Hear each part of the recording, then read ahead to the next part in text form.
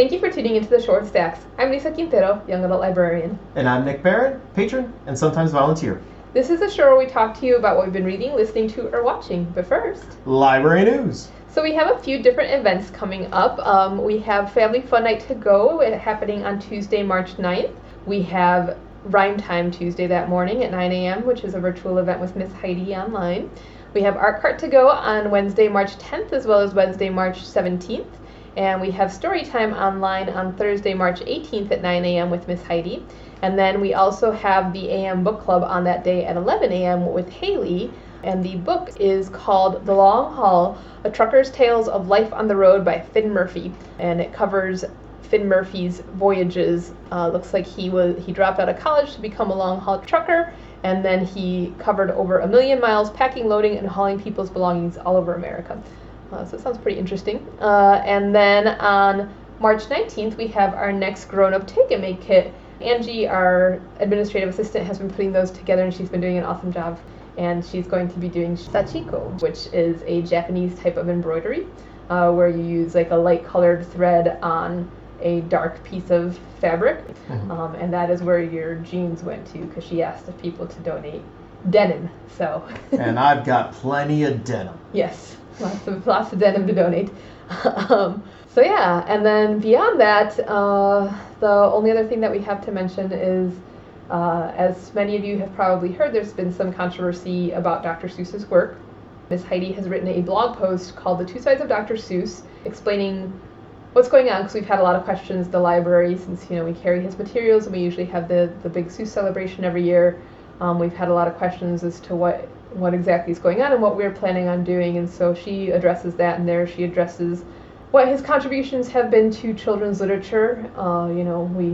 We all have favorites of his, whether it's niches or whatever, but also the books that have racist material, and how that stuff is also very real, and what that means to children. So yeah, it's worth a read, and if you have any questions, you can always talk to us librarians. So speaking of looking at the world through a new lens, let's get to From the Stacks. Captain's Log, Stardate 03052021. So a couple weeks ago, when we told you that we were going to talk about Ready Player 2, we also told you we were going to talk about Star Trek Discovery. And when we recorded our Ready Player 2, we started talking about Star Trek Discovery on there, but discovered that our podcast episode would be like over an hour long, and we did not want to put you through that. Yeah, we went on some tangents. So this episode is just dedicated to seasons 1 and 2 of Star Trek Discovery. We will try not to go on too many tangents. This may be our second time recording this, because we may have already gone on some tangents, but we'll try. It's hard when you're like a fan, because I have been watching Star Trek since I was 6 years old, and started with the original series and watched Deep Space Nine and Next Generation and Voyager, and only recently started watching again with some of these new series. So yeah, let's talk about Discovery. Okay. So why don't you break down simply the general premise of Star Trek Discovery? I will do my best. Every time you've asked me to do this, I have not done well. But okay, I will do it. No. All right. I'm going to try. Okay, so Star Trek Discovery is a show that takes place slightly before the original series, but in that same time frame. And so it is like during the same time as when the Enterprise exists, but Kirk is not captain yet. So it's the story of Michael Burnham, and Michael Burnham, she is played by Sonequa Martin Green, and she is the first officer of a ship, and her captain is played by Michelle Yeoh, and she commits mutiny on her ship, and she ends up going to prison, and after she ends up going to prison, this other captain comes along of this ship called the Discovery, and the Discovery is this science vessel, and he wants Michael Burnham on his ship, even though she is in prison, but he gets special privileges because he's captain of this very special ship, and it's a ship that is different than all the ships that have existed before in the world of Star Trek. And so he gets to bring her on board for a project. And, as you can imagine, a lot of people are just like, what is Michael Burnham doing here? Michael Burnham is a traitor. Michael Burnham committed mutiny. Why is she here? But she ends up integrating herself into her new environment, and the story follows her story basically. And along the way, we learn that she is Spock's adopted sister. So this is kind of like an alternate, Star Trek, because in the original Star Trek, we never heard about Spock having a sister. Yep. But so in this story, Michael Burnham's parents were killed by the Klingons, and the Klingons are at war with the Federation. And that is why Michael Burnham went to prison, because she mutinied in order to attack the Klingons, because she had this visceral reaction because they killed her parents. And when her parents were killed, she was adopted by Spock's parents, so his dad and his mom. And if you're a Star Trek fan, you probably know that Spock is half Vulcan, half human. And so she... Just Vulcan dad and... human mom. Human mom. And so both of them are raised by his parents, and they have kind of a fraught relationship. And they both end up joining the Federation, as we know, because Spock eventually becomes an officer, and Michael becomes an officer as well. But they end up on different ships, and in the world that we see him in, the time period that we see him in, they have this, they haven't talked to each other in years, and they're not exactly friendly with each other. But then he disappears, and she has to try to find him. And that's kind of, that's more what happens in the second season. The first season is kind of setting everything up and setting up the characters. It's a very different feel than the other Star Trek series, because like the Star Trek series that I recall watching growing up weren't quite so dramatic. This show is very dramatic. It's very, very like Game of Thrones in space. Like lots of explosions, lots of like backstabbing, lots of subterfuge, and lots of overly dramatic, events. Though it has some really cool things, because it is the first Star Trek show that I have ever seen that features a queer couple, and Michael Burnham is a black woman, and she is the main character of the show, which I think is really awesome. And Michelle Yeoh is an Asian woman, and she is also a featured character on the show. And also I love the fact that one member of the queer couple is Ricky from My So-Called Life. I can't remember what his name is in real life, but he plays a doctor on the show. Anyway, I can tell that you're like wanting to talk, so say what you need to say. Well, I was trying to set you up so that we could both talk about the things that we loved about the show and the things that we didn't like about the show. That's fine. Yeah, I'm pretty pleased with how we're going so far. I've managed to keep my summary. We're still in good time here. Your opening explanation of the show this time was very concise. There we go. Okay, I did not ramble for too long. No. But yeah. So yeah, what did you enjoy about the show? What did you not? Well, let's start like we do when we play our RPG with our friend Jeb. We do our stars and wishes. Mm-hmm. So let's start with our stars, which are things we liked about the show, and then we'll do our wishes, which are things that we did not like about the show that maybe we wish had been different. Okay. So as far as my stars, like Lisa mentioned, I think that the casting of Sinead Martin as Michael Burnham was a fantastic choice. All of the actors on the show are great. Mm. I think all of the characters are very compelling characters. Mm-hmm. I also think that as far as the budget that was used for the show, it is a very as a point of reference, like I love a lot of Joss Whedon's shows like Firefly and Buffy the Vampire Slayer and what have you. But those are on a very different budget. And for sci-fi, bigger budget means more to work with. Yeah, because a lot of Joss Whedon shows end up being like super campy because they're on such low budgets. Exactly. And so there isn't that level of camp. Yeah. But yeah, so I love the characters, and I love as Lisa mentioned, they pulled in some very interesting dynamics with the queer couple. But yeah, I think all of those things about the show are great. Mm-hmm. I will save more of my thoughts for wishes. tell me about the things that you love about the show. All right, so my stars. So as I mentioned, there were a bunch of things that I liked about the show that I already mentioned. But there were also other things that I liked about the show. Like I really liked the character Saru. And Saru is the first officer on the Discovery, and he is a Kelpian, which is a species that I don't think had ever been introduced on Star Trek before. And his species is a species that has been hunted for generations, and so they have these ganglia on their neck that alert them to danger. And he's a very different character than characters that you encounter on other shows.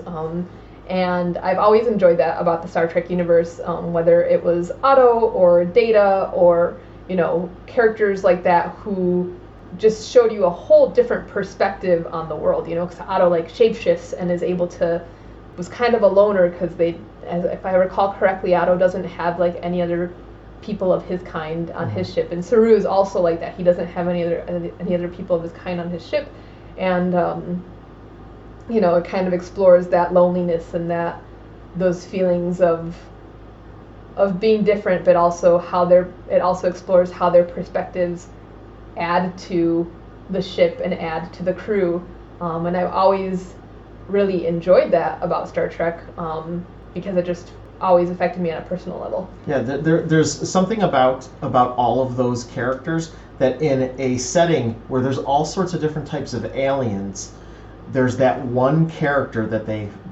kind of zoom in on that just feels truly alien. Yeah, like the original one was Spock. Yeah. Like Leonard Nimoy. I absolutely love Leonard Nimoy. He is one of my favorite characters of any fictional universe. And I think, part of that is because I could relate to him as a kid, because I'm also he's half human, half Vulcan, I'm half Mexican, half German American. So and I was like, Spock, I get you. somebody should put that on a shirt. Spock, I get you. And it was cool seeing, myself or somebody similar to myself, though completely alien, honestly, because he's Spock. I don't have pointy ears and don't only speak in rational terms. Yes. But, it was cool seeing a mirror in a character on TV when I was a kid. And so yeah, that is one of my biggest stars, is the characters. And some of the visuals of the show are also some of my stars, like the episode where they go to Saru's homeworld. I really like that episode, and some of the visuals with the spore drive, because in this iteration of Star Trek, Discovery is special because it has a spore drive that allows it to travel between dimensions and time, and that super speeds, and it just as essentially. The idea is that there are spores that permeate everywhere in the universe, and by being able to follow the threads of these spores, you can go both through time and to alternate dimensions. Mm-hmm. The basis for that science, I haven't looked it up, but I am guessing that it is not correct. Yeah, well, not all Star Trek science is correct. I'm sorry to tell you. but yeah, it was a way to a way to move the story into even new frontiers beyond the vast expanse of space. Yeah, and I think it helps explain too, because like I said, Spock is on this show, and Spock is Michael Burnham's adopted brother, and the Spock on this show is very different than the Spock that I grew up with. He's very different than Leonard Nimoy. He's very emotional. He's very angry. He's just not the Spock that I know. That's okay. But he, I think part of what makes the story a little bit more believable as you go along. At first I was like, I don't like this, but then as you go along, part of what makes the story more believable is the fact that they have this spore drive, and so the spore drive allows them to travel between different dimensions. It's like, okay, well, maybe this is a different dimension where Spock is this more emotional character rather than the character that we know played by Leonard Nimoy. Yeah, it's kind of like the Into the Spider-Verse type. In comic books, there are alternate stories of Spider-Man is not just Peter Parker. Yeah, because there's the multiverse. Yes. So you've got different dimensions. You've got that spider pig guy. You've got I don't know what his real name is. I know he's a pig and he's got the Spider-Man outfit on. Yeah. You've got the spider pig guy. You've got Miles Morales. You've got Gwen Stacy. You've got I can't remember who some of the other ones are, but you've got all these different spider people who and different spider verses. Like one of them got bitten by a radioactive spider. One of them, like got like some other became a spider some other way, and like it's just, and sometimes it's different types of spiders or whatever. I don't know. And they have different powers too as a result. Yeah. Because it all depended on who was writing that particular character iteration of Spider-Man. Yeah. And or Spider-Woman or Spider-Girl or Spider-Person. Yes. Spider-Pig. Yes. But yeah, so it definitely feels like they're taking that kind of approach with this iteration of Star Trek. Yes. All right. So, any other stars that you want to share? You had mentioned Saru, and I just want to say that Saru also was a favorite character of mine at the start of the show. Okay. But yeah, let's dive into the wishes. Wishes. Okay. So wishes. I wish that the writing had been better. This show is very dramatic, and if you like a lot of drama, which I do like drama, it just wasn't what I was expecting, because normally in Star Trek I feel like the shows are more episodical, where each episode, covers a new world and they're discovering these things, or if they're not episodical, like in Deep Space Nine, where they're following a storyline of something that's happening on the ship, they tend to not be quite as dramatic. This felt like Game of Thrones in space. Lots of explosions, lots of subterfuge, lots of backstabbing, lots of weird dealings going on, lots of war, lots of sex. It was just there are episodes. There's at least one episode, I think multiple episodes, where literally the entire 45 minutes or hour, everybody is running and yelling the entire time. Also, I know this is like such a dweeb thing to say, but like it was so weird for me to hear people saying the F word on Star Trek, because the show was not made for cable, but it was made for like the paid version of CBS or NBC, whatever network it's on. So it's not like on network TV, it's on the network TV's paid subscription site. And so yeah, periodically you'll hear curse words dropped, and I don't remember the F word being there, but it's definitely more adult in content than the classic Star Trek. There was a lot of swearing, and I was just like, this is weird. But yeah, so that was that, and that's my personal thing, because I was hoping for something that felt more like the original stuff. I wasn't, thinking it was going to be this, so it kind of threw me for a loop. And then the other thing that I wished had been different was how some of the different alien races were portrayed. So the Klingons are portrayed as very warlike, which they are in the normal Star Trek. But it was weird because they made like the angry warlike Klingons be like all the dark-skinned Klingons, and then like the Klingons that are trying to help the Federation in this show are like albino Klingons, which I was like, why did they make that decision? That's just real weird. Yeah. And there was just some, I think they were trying to be progressive with the casting of the show, because they have such a diverse cast in terms of, like I said, they got queer people, they got, a black protagonist, they've got, one of the characters is played by a Arab American, like, they've got people from all these different backgrounds, but then, like, the writing of the show, for some reason, these, like, two albino Klingons are, like, the good quote-unquote Klingons, and then all other Klingons are the bad Klingons, and I was just like, what? This is weird. Yeah, I will note that one of the two light-skinned Klingons is, like, a horrible, like, torturer, but did want to work with the Federation. Yeah. So. And that was another thing that I wish had not necessarily been on the show, which was, the show ends up using this one character. He ends up containing both his own self as well as another character, because his body is fused with this other character's being.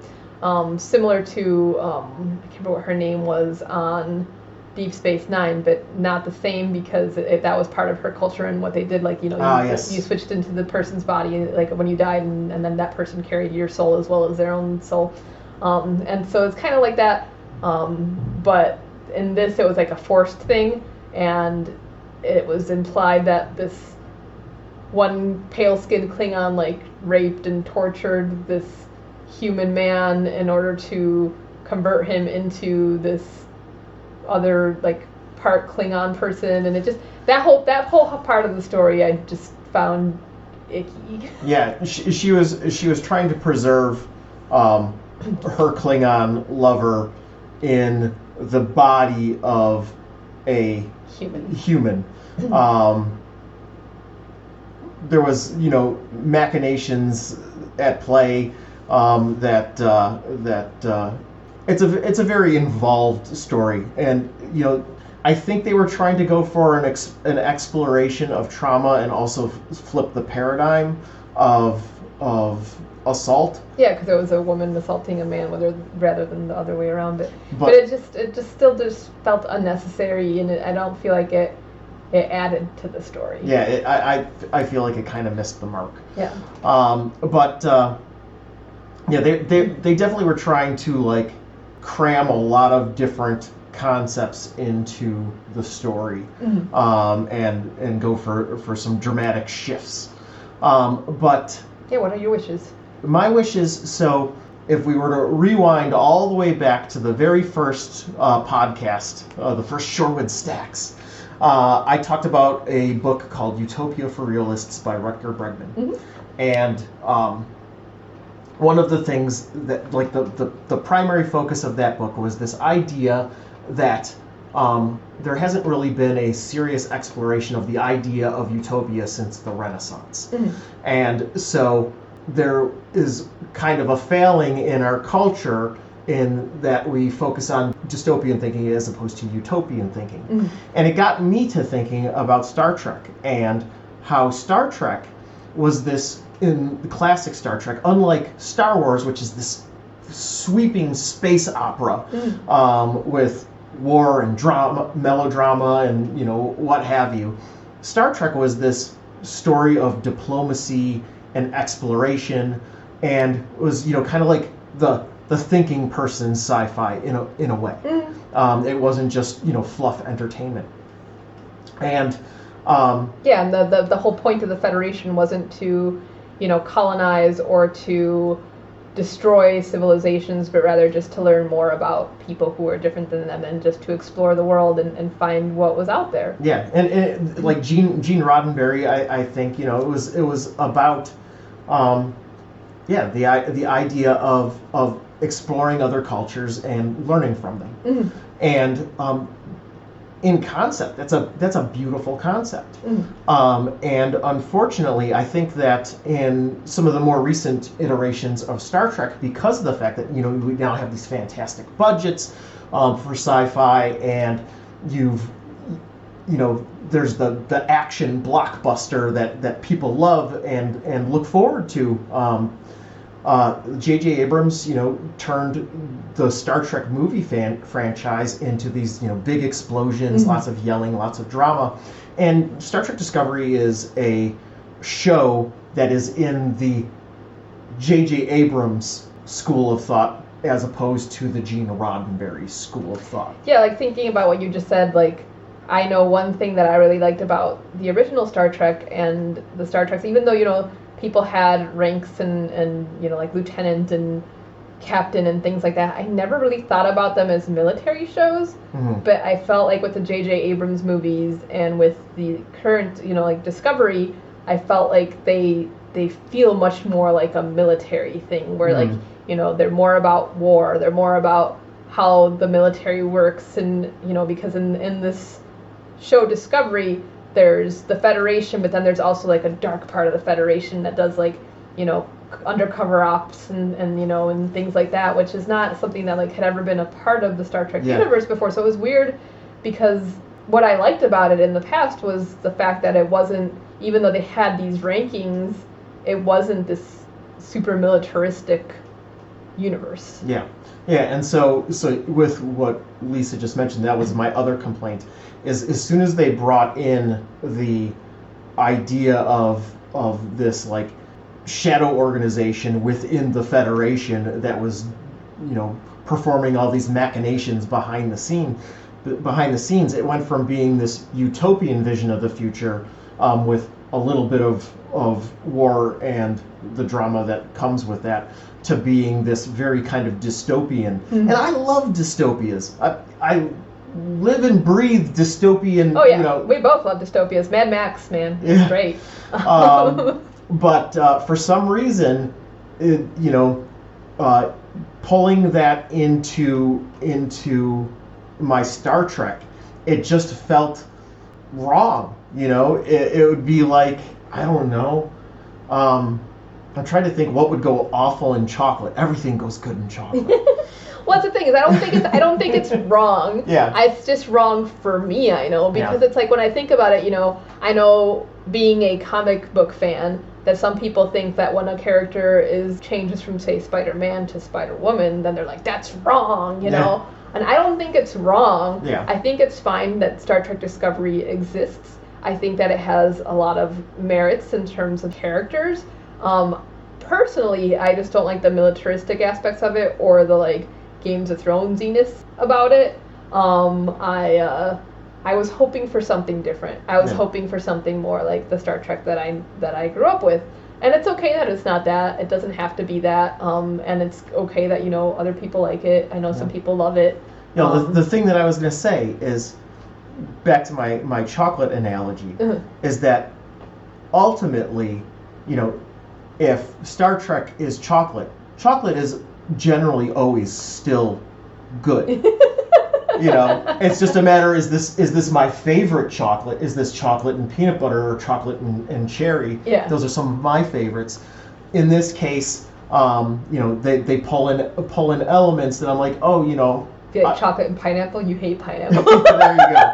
Yeah, so if it was chocolate and pineapple, it's like it would make the pineapple palatable, but at the same time, it's not going to be like, if I had to choose between the two on the shelf, I'm still going to choose chocolate and cherry.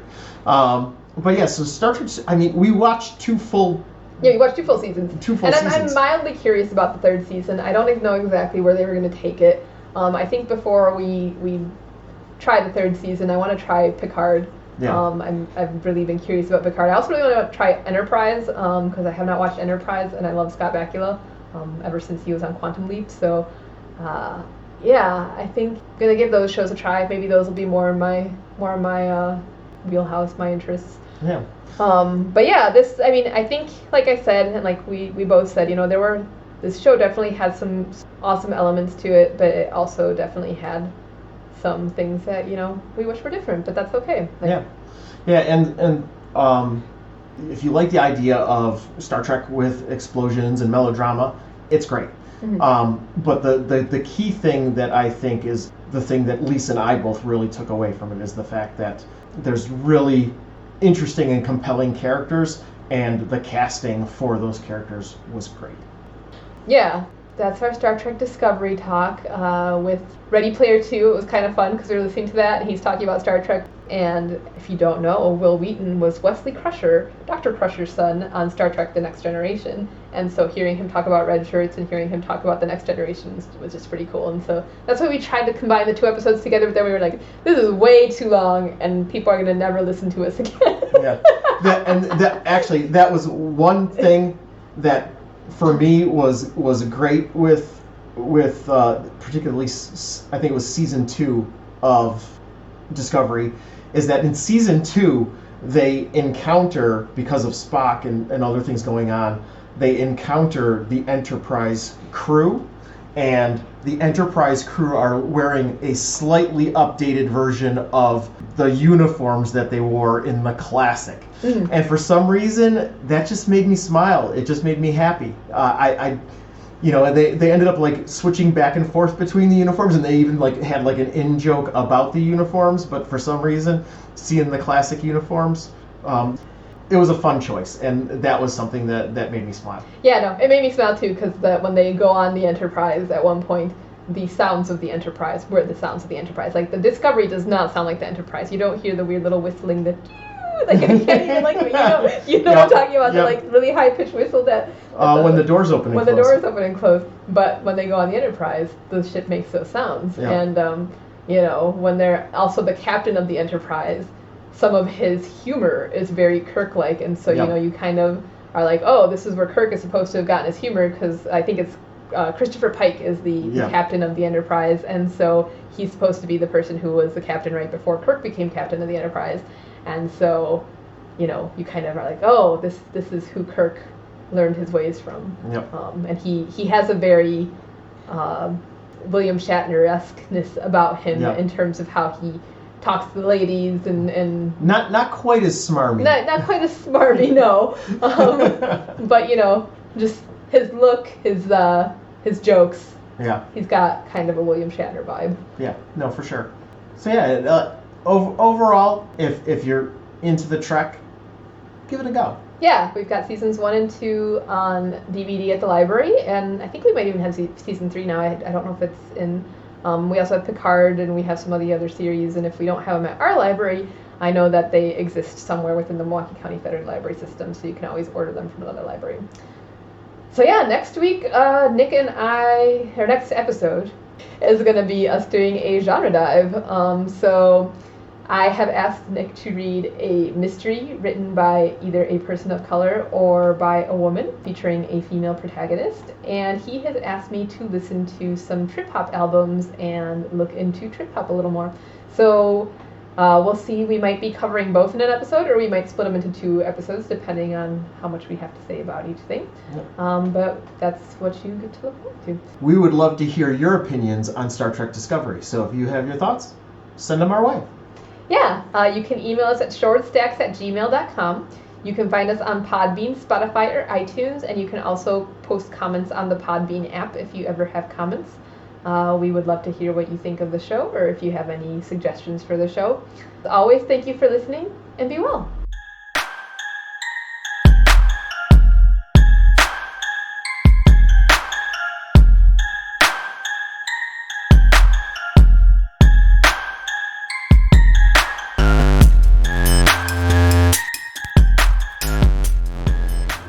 The Shoreward Stacks is produced by Lisa Quintero and Nick Barron for the Shoreward Public Library. Music for the show is by Kevin MacLeod and is called ISO. The song can be found at incompetech.com.